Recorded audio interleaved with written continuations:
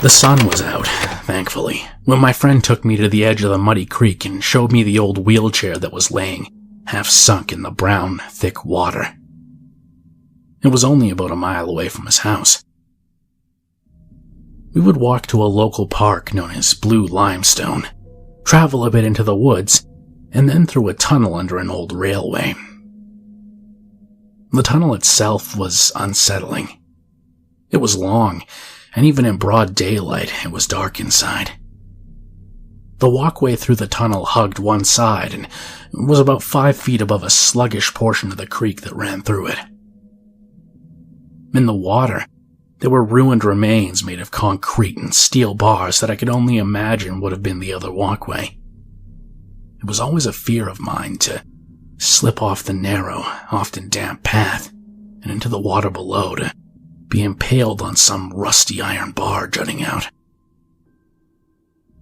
Once we emerged from the tunnel, we walked a further distance through the woods following the same creek. The surrounding area was perfectly safe and non-threatening by day, but by night, the area would fill up with all manner of drug abusers who bought and sold their contraband. Sure, dark woods at night can be creepy, but there's almost nothing scarier than an ill-intended human being. Presently, after passing through a few old ruins, more concrete and metal bars, we reached an area of the creek where the bank was probably 8 to 9 feet above the actual water. Along here, there was a well-traveled dirt path that we took and turned off only briefly to find a small outcropping over the water. In the water was the object my friend wanted to show me. The old wheelchair. The thing was, quite frankly, pitiful to look at. It was covered with a variety of muck and marine plant life as it sat half submerged in the muddy water. From what wasn't resting under the surface, it was pretty easy to tell that the thing was a dark reddish brown, a rather common color for wheelchairs. At first glance, it looked like old trash, but something intrigued me about it. My friend was pretty interested in it too. After all, he had come all the way out here to show it to me. "I'm gonna pull it out," I said, after a moment of thinking. He looked at me and raised his eyebrows. "I don't think you'll be able to," he said as he looked down at the water. The bank was nearly completely sheer, and it was composed entirely of rock. It was like a miniature cliff. However, I was feeling rambunctious and was only urged on by his doubt to impress him. "Watch me," I said cheerfully, pulling off my shoes and socks and setting them on the outcropping. He didn't try to stop me. In fact, he almost seemed pleased that I was going to go for it. Clambering less than carefully down the cliff was no problem. I'm 6 feet tall, and it took little effort to drop myself gently down to the sliver of an edge that remained at the bottom by the water. Now that I was down there, though, the wheelchair certainly looked a lot further out, and I instantly bemoaned my boast of retrieving it. But I wasn't the first one who tried to get his hands on the wheelchair, which was looking increasingly unattractive the closer I got. Wedged into the wheelchair was a long branch covered in greenish-white lichen, and I seized it eagerly. I pulled gently, half expecting the stick to pop out and lose the wheelchair for good. The wheelchair began inching closer. I nearly yelled in triumph and drew in the cursed thing as close as I could. I tremble now to think how eagerly I reached out to touch it and grab it. Pulling it out of the mire, I looked up at my friend. He seemed slightly impressed, but mostly disgusted. "I'm not touching that thing," he said matter-of-factly. I couldn't blame him. The old, wet vinyl was making my hands itch and burn a little already. But I didn't need his help. I had a hold of the wheelchair, and no little cliff was going to stop me. I'm not really sure how I managed to climb up the cliff with that soggy mass of rusty metal and stagnant rotting vinyl in one hand, but I did, and I scrambled enthusiastically to the bank, the wheelchair in tow. "There," I said triumphantly, trying to make the wheelchair stand on its own. The axles had rusted out, though, and the thing kind of leaned pathetically off to one side. To me, it seemed more like a corpse than an inanimate object. "God, it smells," my friend said. Despite this fact, he leaned in closer to inspect it, genuinely curious. I, on the other hand, stepped back to observe my handiwork and take a good look at it. The thing was amazingly grotesque for what it was. Stringy water weeds hung from the parts that had been underwater and dripped slowly on the ground. All the metal had been rusted badly, while the material that had been underwater was in a severe state of decay. The vinyl that hadn't been submerged was cracked, dry, and flaking, creating an interesting contrast. "This thing is completely awesome," he said in awe. "I can't believe you got it up the cliff." He pulled out his digital camera, which he always had with him, and started snapping pictures, circling around for better lighting and angles. "I know, right?" I said excitedly. I loved to do things that were slightly crazier and off the beaten path. As he continued to capture pictures of our new pet, I looked down at my clothes. I was fairly filthy, and it wasn't up for debate whether I smelled or not. "We should probably get out of here," I said. My hands, which I had up till now forgot about, were starting to irritate me again. "All right," he said, straightening up from a particularly elaborate shot. "You can shower at my place, though we should check this out again later." I agreed. But as we walked away, I couldn't help but feel as if the thing was watching us. I fought the urge to glance back at it, and for some reason a tangible sense of relief washed over me as we rounded a corner and slipped back into the safety of the woods. "What the hell?" I whispered. I glanced at my friend. His mouth was slightly open. "Well, that's not creepy at all," he said sarcastically, though worry and concern had crept into his voice. The godforsaken wheelchair hadn't moved an inch since we left it nearly 2 hours ago. But what was troubling was that it was still dripping wet and surrounded by flies. My stomach leapt to my throat, but I didn't think for a moment of turning back. I was pumped now. This was too cool. My friend must have felt the same way because he walked up to it, albeit cautiously. And after all, it was still late afternoon and plenty light out. Oddly enough, the smell was still lingering too, though it was easy to rationalize it as just being the stagnant water.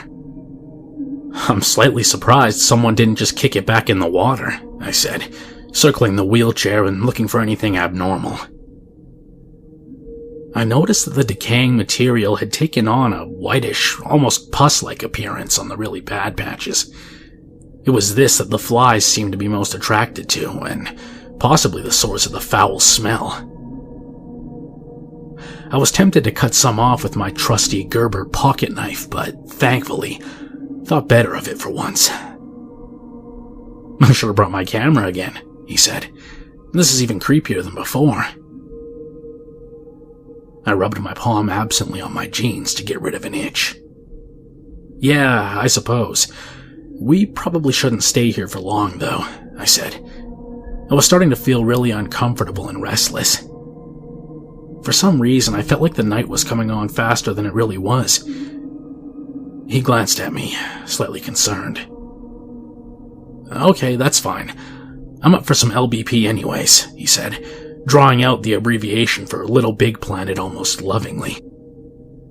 The thought of playing horribly made bomb survivals was appealing to me, and I brightened up instantly, decided to put the wretched wheelchair out of my mind for good. I was tempted even to kick it back into the water, but as I contemplated this action, for some unexplainable reason, I felt pity for it. Yes, I felt pity for this inanimate object. That flare of emotion itself scared me more than anything else, and I promptly turned on my heel and walked back into the woods. My friend cast one last look at the corpse-like object and followed me. Good Lord, my hands were itchy. I was going to rub them down with some alcohol when we got back to his place. I'm so sick of her. I swear she does this crap on purpose, I said into the microphone of the outdated internet phone. I was drawing idly with the Wacom tablet, feeling particularly uninspired that night. Oh, I have no doubt she does, crackled the speaker with the voice of my friend. I hated having the phones against my face, caused bad skin breakouts, so he was on speakerphone at the moment. By the way, he said after a moment of silence, somebody pushed the wheelchair back into the water. Yeah? I asked. I had forgotten about the wheelchair over the past few weeks, but I wasn't honestly surprised at this event. The same kind of people who write graffiti on bathroom stalls and idly tear up hospital chairs with their fingernails as they wait for a doctor go on walks through the woods too. Someone innately destructive wouldn't be able to resist kicking an easy target like that 9 feet down into the water. Yeah. I think it'd be fun to pull it out again. Maybe we could put it in the tunnel and creep people out. The thought appealed to me and I grinned a little. If there was anything more fun than being scared out of your mind, it was making other people scared out of their minds. I can only assume you're not willing to touch it still? I asked. Oh, I'm not creeped out by it anymore. It's a bit of a hike between to creek and the tunnel, so if you pull it up the cliff, I don't mind taking turns dragging the thing, came the response. All right, but wear gloves, I said. My hands itched for hours after touching that thing. What are you doing tomorrow? Hauling the cadaver of a wheelchair around, if you're free. Sounds good. I don't know why I kept going that next day, despite the feeling of dread as I pulled into the driveway outside his quaint Delaware, Ohio house. The dread only worsened as I stepped into the kitchen and greeted his mom, who was busy heating up a plate of food. The food smelled good at first, but it churned my stomach when I took in a deep breath. I had to face it. I was already scared out of my mind. But my fear didn't beat out my curiosity. There were still a few things that were bothering me about the wheelchair. The white patches, the flies, the smell, the itching. Wait, what the hell? My palms were itching again. I felt my throat close up as a sense of horror crept subtly upon me. This whole thing was a bad idea. I wanted to stop walking up the stairs to my friend's room, turn around, go to my car, and drive away. Why, oh why didn't I? As I neared the top of the staircase, my feet began to grow exceptionally heavy, and my hands began to itch like crazy. Forehead sweating, I bit my lip and did my best to ignore the feeling. My friend, however, seemed completely unaffected by the atmosphere that was hanging over my head, and he greeted me happily, looking up from his sketch pad. I felt relief seeing him so blithe and unworried, and laughed at myself a little, feeling the dread slip away. Leaning over his shoulder, I looked at his work. There were 2 girls in a pool of water splashing each other, each featuring a set of fox or cat ears done in his own unique anime manga style. Impressive, I said. His artwork had always amazed me. Thanks, he said, slapping the hard-covered sketch pad closed and standing up. Anyways, I've been waiting all morning. You ready to go? I felt the dread creeping up on me again, but I swallowed it down. Sure, I said, rubbing my hands together to relieve the itch. He frowned at me. Still itching? He said. I grunted, unwilling to admit the truth, lest it make the situation seem even more real. Yeah, I said bluntly. Only when I walked into your house, though. I think it has to do with being close to that wheelchair. I swallowed a dry goblet of spittle. There. I'd said it. He frowned a little and then brightened up. "It's probably just the cats," he said. "I have cats," I pointed out. "And even if I didn't, why the hell would my hands start itching?" I scratched them again, this time openly and aggressively. "Clark has feline leukemia," he replied, as if this offered some sort of explanation. Great. So I had either contracted hand leukemia, if that was even possible, or I was reacting to my proximity to the wheelchair. My lucky day. "Let's get this over with," I said, sighing. "We don't have to do it," he told me. I grunted. "Nah, I want to, and it'll be fun to scare people. And besides, I think I need to convince myself that there's nothing wrong with that wheelchair. To be honest, I've been scared to death ever since I got here." This seemed to trouble him, but he didn't press further. As we walked back down the stairs and he grabbed his jacket, it was now early fall and Ohio weather gets cold quickly, I felt the dread growing again. He must have felt it too, because the nearer we got to the park, the quieter and grimmer he became. "Curiosity is a real stick in the mud, huh?" I asked. He smiled and agreed, and we both cheered up. Now, if I hadn't have said that, maybe we wouldn't have cheered up, and then maybe we might not have gone back in the first place.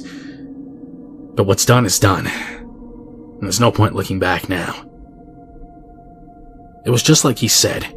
The wheelchair had been thrown back into the water, only this time it had flipped over so the back of the chair was peeking out from under the sluggish creek. It was deeper, too, than before, but maybe the water was just higher. I had remembered I used a branch to fish it out the first time, so I snapped off a dead piece of wood from a nearby tree and tossed it down the cliff. Then, not bothering to take off my waterproof boots, I'd come prepared this time, I clambered down and hooked the branch through an exposed portion of the wheel that peeked up out of the water. Carefully, I pulled it towards me. At first it seemed stuck, but then it began drifting slowly in after a bit more encouragement from my branch. It was heavier than I'd remembered. Was it just more waterlogged from being more deeply submerged? As it neared, I saw something gray show underneath the wheelchair. Great. The thing was completely caked with thick mud underneath. I was going to have to clean it off once I pulled it out. Ugh, the smell again. It was a lot worse this time. Finally, the wheelchair was within reaching distance. Using the branch as a lever, I rolled the chair over in the shallow water to reveal the annoyance that had attached itself to my prize. To my horror, gripping onto the wheelchair was a bloated, featureless corpse staring at me with two empty sockets. Its skin was grayish-blue and tattered, long strands hanging from the body as they peeled away. The face was all but gone, nose and lips long eaten away with skin hanging over the black sockets like frayed curtains. And yes, it was gripping the wheelchair as if it was still alive, and sinewy muscles could be seen under the slimy remains of the peeling skin. I stared back at the corpse for a moment, confused. Once it registered with my brain what I was seeing, I ran like hell. Not much stuck with me after that, and I barely remember scrambling up the cliff, though an ugly scrape on my knee that later got infected served as a reminder. My friend, on the other hand, had gotten a bit more vivid of a picture of the corpse thanks to his vantage point, and had sworn that it had been trying to get out of the water at me. He specifically recalled the wheelchair tipping forward at me as I turned to run. Its movement stopped only by the stick I'd lodged into the spokes to retrieve it. Of course, this could have just been natural gravity at work, but I didn't know for sure. When we got back to my friend's place, we collapsed on his living room floor, panting and wiping tears away from our eyes as we choked back sobs of horror. However, as I regained some mental stability and motor control, I realized I was absolutely delighted. Yes, it was scary as all hell, but this was also awesome.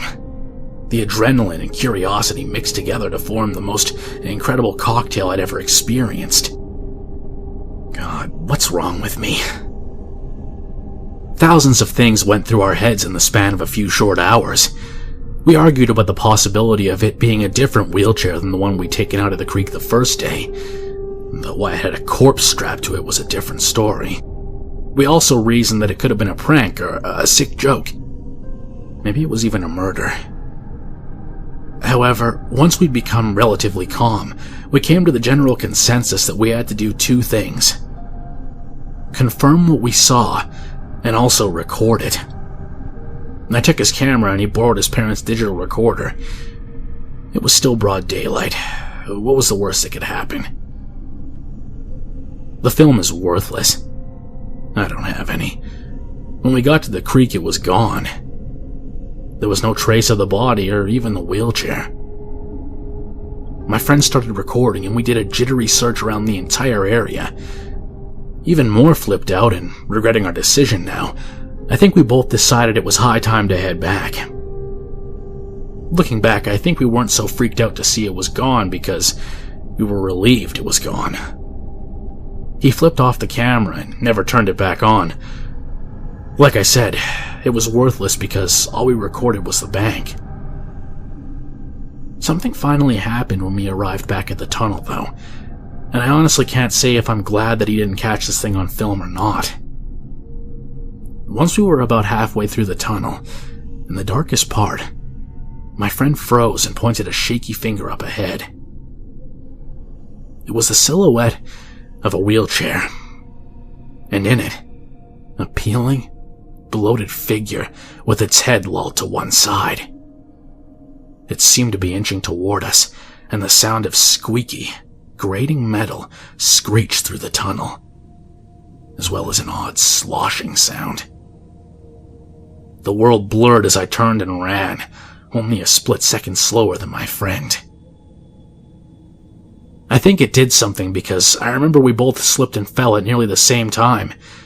It wasn't natural, though, because we were sent sprawling not forward, but into the creek below the walkway.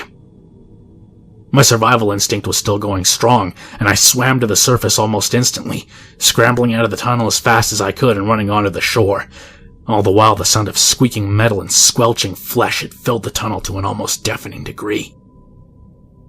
Once I got out of the tunnel, I looked back. That wheelchair thing was skittering towards me now. I say skittering because I don't know how else to describe it. It was coming at me so fast and with a rhythm of jerky movement, back and forth, and the worst part was the corpse wasn't moving on its own. It was just kind of flailing around as the wheelchair closed in on me. I could have sworn I saw the head tear off before I turned and ran. My friend and I regrouped a few minutes later, soaking wet and miraculously unharmed. We didn't say much, and both wore grim visages as we shivered and trudged home. It was a long walk back because we took a 2-mile detour to avoid the tunnel and the creek. I remember vaguely itching my hands as we walked home, wanting nothing more than to take hold of something and squeeze it until my muscles bulged under my skin.